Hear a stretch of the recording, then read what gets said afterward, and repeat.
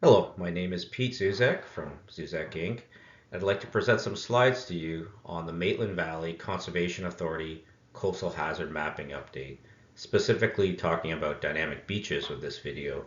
I'd like to acknowledge our co-contributors to this work, including SJL Engineering and DHI.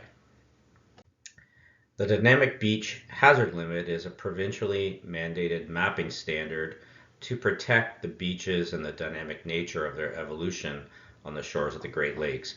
The graphic in the top left is the standard approach to mapping, which includes identifying the 100-year lake level, including an allowance for wave uprush and other wave impacts, and then mapping a 30-meter horizontal setback to account for the dynamic nature of the sediment exchange between the beaches and the dunes.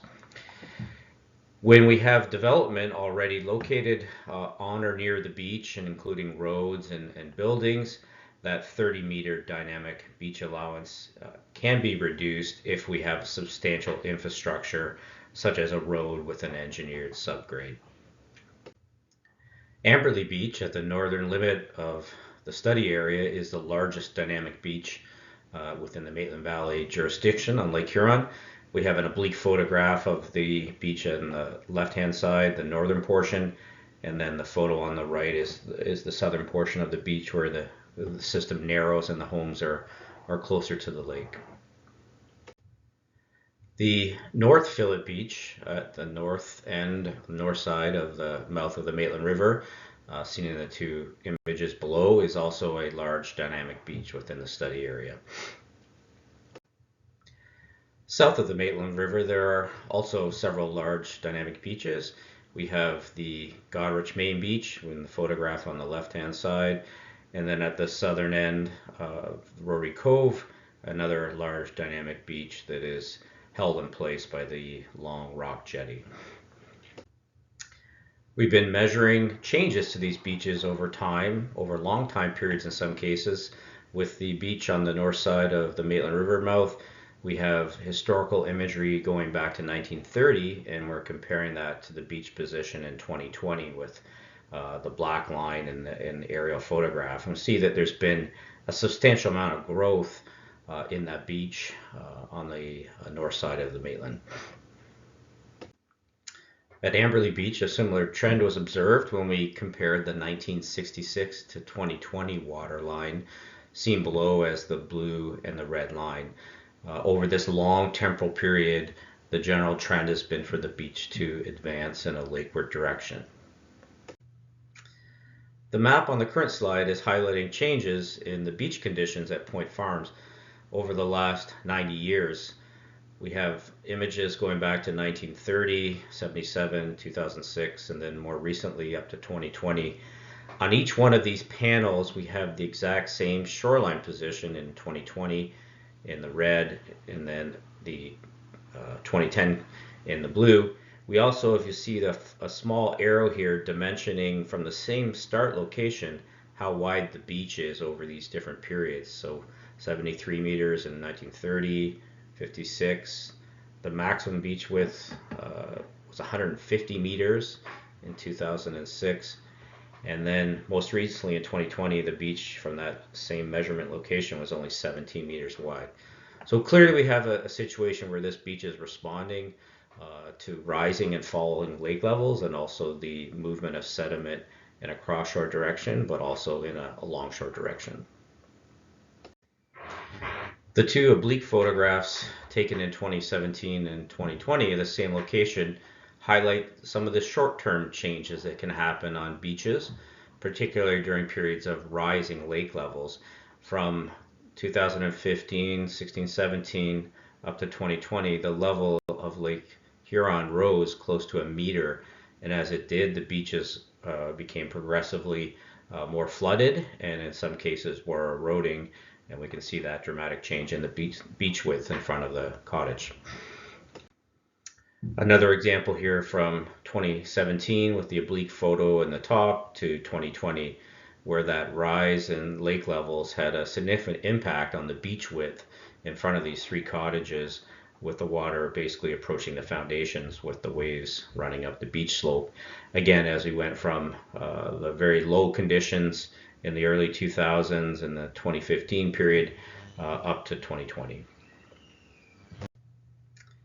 The next slide highlights some beach and dune erosion and accretion processes in the form of a cycle.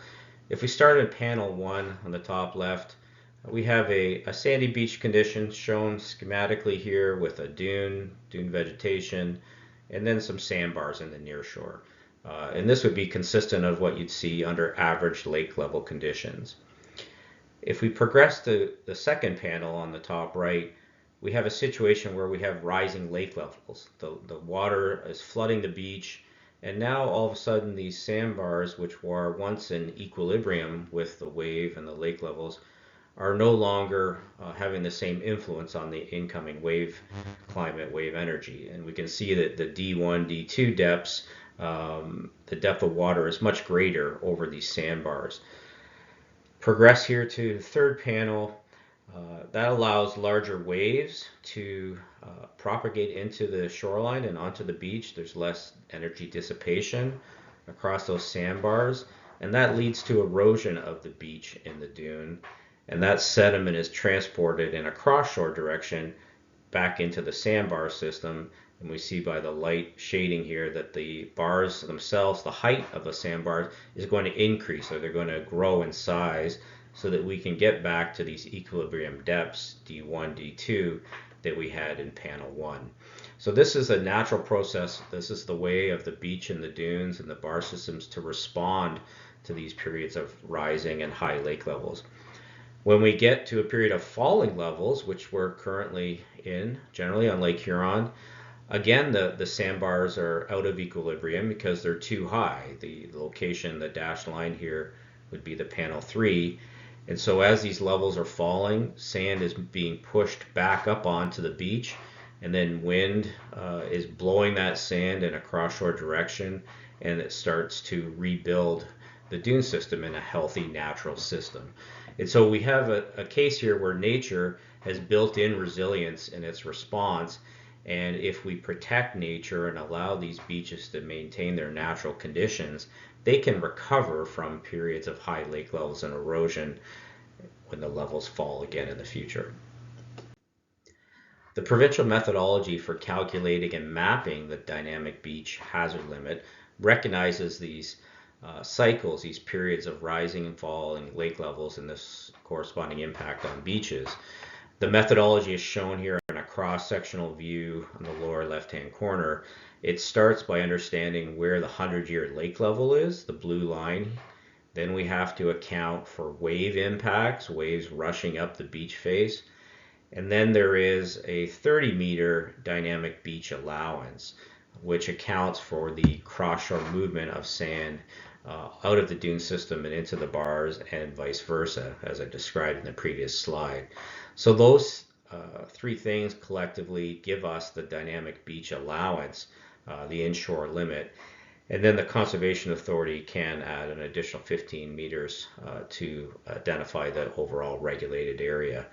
If we just think about those three things, cumulative things added together to give us our horizontal setback, we're showing you that's that location here at Amberley Beach with the shaded pink area. So everything in this shaded polygon up to the edge of the majority of the buildings here is the dynamic beach hazard limit at Amberley. We've created two videos to highlight the areas with dynamic beaches mapped for the Maitland Valley CA Lake Huron shoreline. The one video is focused on Amberley Beach at the north, and then the second is focused on the large dynamic beaches in and around the Port of Goderich. The file names for those MP4 videos are shown in the bottom here, and you can obtain a link to those and view those videos from the project website. Please refer to the Maitland Valley CA website for additional details on the updated hazard mapping and specifically the dynamic beach hazard limit that I discussed here today. Thank you very much for listening.